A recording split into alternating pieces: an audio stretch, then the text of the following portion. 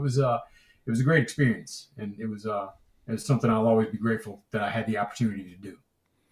I want to get into that a little bit more here shortly, but I want to talk about something that's kind of security focused.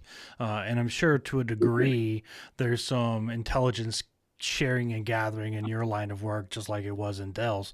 But the big snafu today was kind of a security breach with the vice president and the secretary of defense on the app called Signal. If you don't know what the app called Signal is, it's an encrypted app where you can share messaging. It's supposed to be secure, blah blah blah. It's well known, or it should be well known for people who know, that it's got problems. It's actually been a target of Russian hacking, and it's a bit of an issue. Dell, we'll start with you.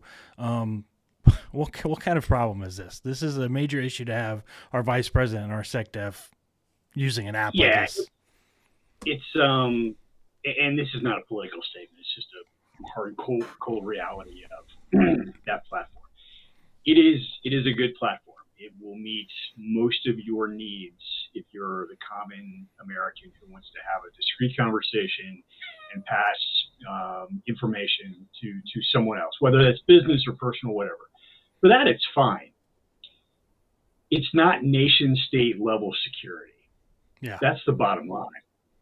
And if a nation state wants to apply the full gamut of their tools against it, they're going to get through.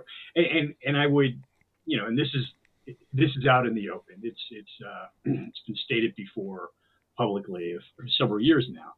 There was a point in time where WhatsApp was considered to be secure and unbreakable, and then they broke it. Yeah. And the same thing, if Signal has not been broken yet, I don't know, because I've been retired for a little bit, it will be broken at some point. What I think is concerning is, let me just put it to you like this. Sometimes convenience is not your friend.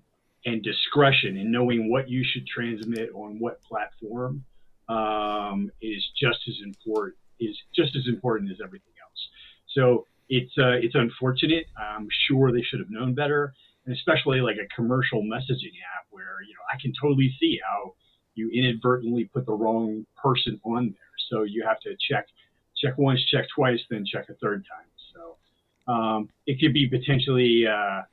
Well, we'll have to see how it plays out, but it's not something our senior leadership should be doing. Yeah. Gary, in your line of work, sharing intelligence, I'm sure is a key part of your role as an air marshal.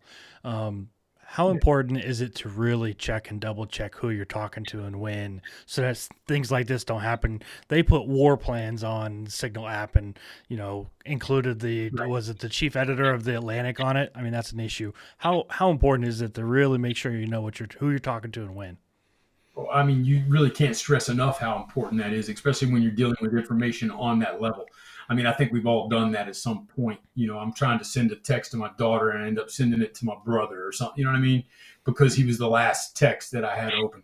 Sure. So it's a common mistake. But people at that level dealing with that type of information that affects so many people on the ground, I don't understand. I can't really wrap my head around how something like that could be just a slip up. You know what I mean? Like I know they got a lot going on and there's a lot on their plate. There's a lot on their mind.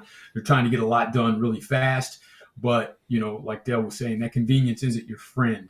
And, anything worth checking is worth checking twice. So make sure that you're taking a look at that stuff and not sending information out to the wrong group of people. Yeah, I think it also begs the question, should senior level officials like that have mobile devices that they can freely walk around with? Like, Trump has been a guy who has tweeted and used social media to a point where you go, oh, sometimes I just don't think you guys should have that freedom to speak like this, let alone having a mobile app that can be downloaded from the App Store.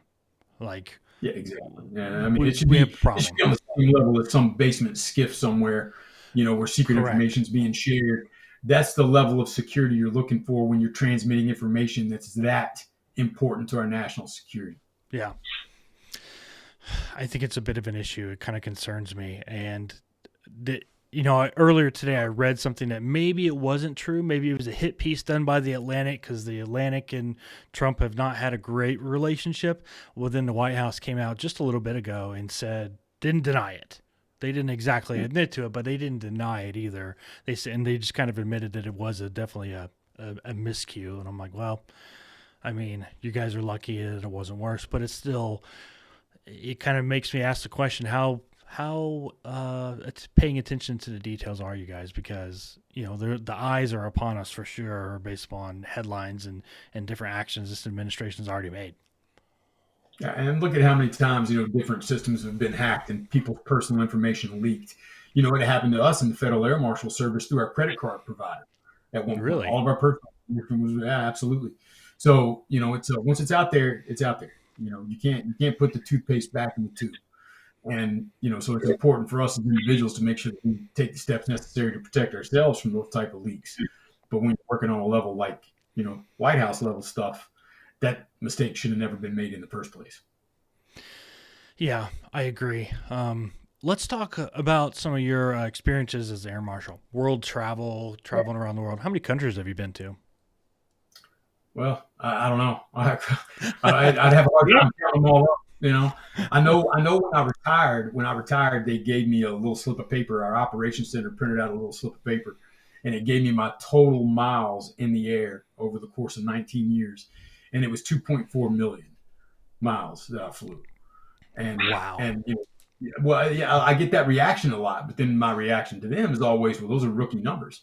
Those are rookie numbers. If you got a guy that came on like I did right after 9/11, and all they've done is fly for the last 19, 20 years, you're looking close to 7 million miles in the air.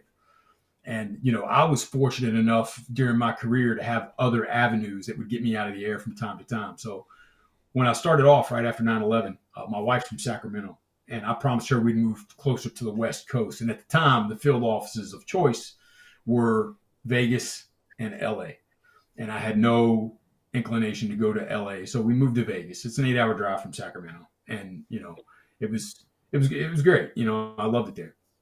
But, I did several years there, and I was able to get into training at the field office level. And I really enjoyed that. I was a firearms instructor. I taught, some of the defensive measure stuff, some aircraft tactics in the simulator. And then I decided after that it was time to move on and do something at the national level. So I went to our academy in Atlantic City, and I was an instructor there for 3 years. And then I took a supervisory position. It kept me out of the air quite a bit.